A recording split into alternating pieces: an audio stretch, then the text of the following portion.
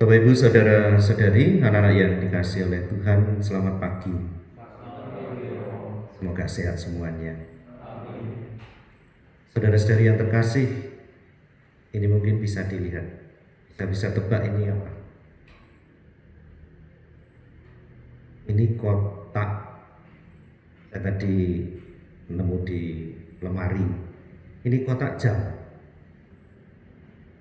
Sangat kuat, bagus. Ini di luarnya masih ada bungkus lagi karton tadi. Lalu di dalam ada jamnya. Kalau suruh pilih bungkusnya ini atau ini? Pilih mana? Pilih jamnya ya. Mengapa? Ya ini lebih berharga. Tetapi seringkali dalam pengalaman hidup itu seringkali kita lupa bahwa yang paling penting itu jamnya. Seringkali kita sibuk dengan bungkus, dibuat rapi, bagus, itu juga termasuk hidup kita. Kadang-kadang kita sibuk dengan penampilan, sibuk dengan bagian luar, tetapi tidak memperhatikan isinya. Ada ungkapan menarik begini, rumah yang indah itu hanya bungkus. Isinya apa? Kira-kira isinya adalah keluarga yang bahagia. Ranjang yang mewah itu bungkus. Isinya apa? Tidur nyenyak, ya kan? Kita bisa tidur nyenyak di mana saja sebenarnya, tidak harus di ranjang yang enak. Kekayaan itu hanya bungkus, harta, benda, milik banyak itu. Isinya apa? Hati yang gembira. Kita punya banyak, kalau hatinya nggak gembira ya sama saja. Makan enak itu hanya bungkus. Isinya apa? Apa dek? Isinya itu ya kesehatan. Makanan yang bergizi, sehat, itu isinya. Kecantikan dan ketampanan itu hanya bungkus. Tapi yang paling penting apa? Isinya. Kepribadian dan hati. Kamu tampan, kamu cantik, kalau hatinya jelek, pribadinya jelek, ya nggak ada artinya. Bicara itu bungkus, ngomong besar itu sana sini itu bungkus. Isinya apa? Kira-kira apa? Kenyataan.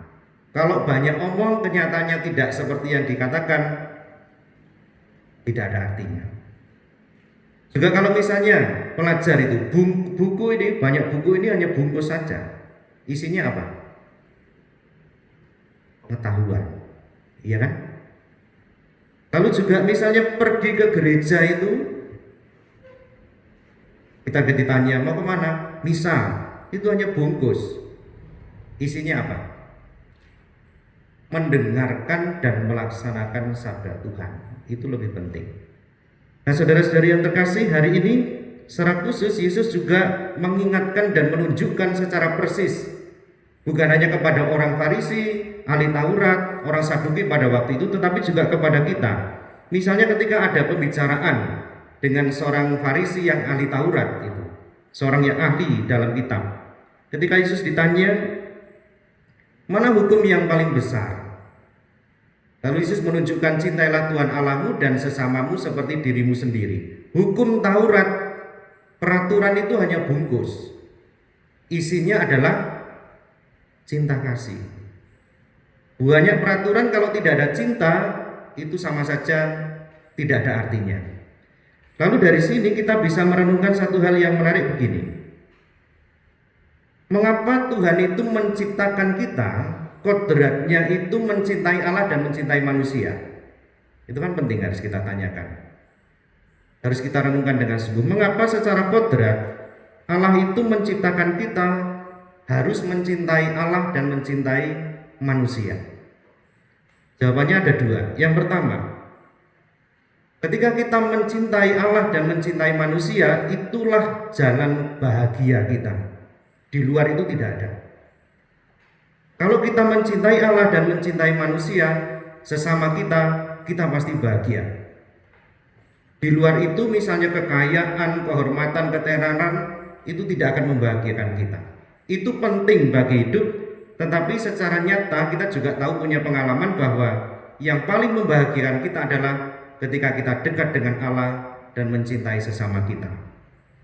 Lalu yang kedua, mengapa kita harus mencintai Allah dan sesama? Karena itulah yang menjadi jalan kita menuju ke surga.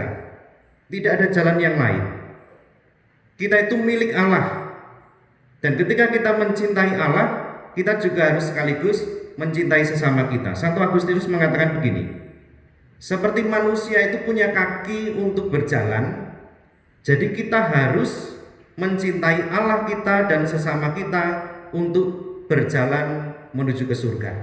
Kalau enggak, kita enggak bisa jalan. Sama seperti burung punya dua sayap untuk terbang, kita itu harus mencintai Allah dan mencintai sesama kita supaya kita bisa terbang ke surga. Nah, Bapak Ibu dan saudara-saudari, anak-anak yang terkasih, mari kita dengarkan ajaran Yesus hari ini supaya kita betul-betul melihat diri kita. Apa yang paling dominan dalam diri kita? Seringkali apakah kita hanya memperhatikan bungkusnya saja, selalu melihat segala sesuatu bagian luarnya, apakah kita berani mengolah yang bagian dalam, yaitu hati, kepribadian, dan terutama yang ditampilkan Yesus hari ini adalah belajar mengasihi dengan baik, mengasihi Allah dan mengasihi sama kita seperti kita mengasihi diri kita sendiri. Kemuliaan kepada Bapa dan Putra dan Roh Kudus, seperti pada permulaan, sekarang, selalu, dan sepanjang segala abad. Amin.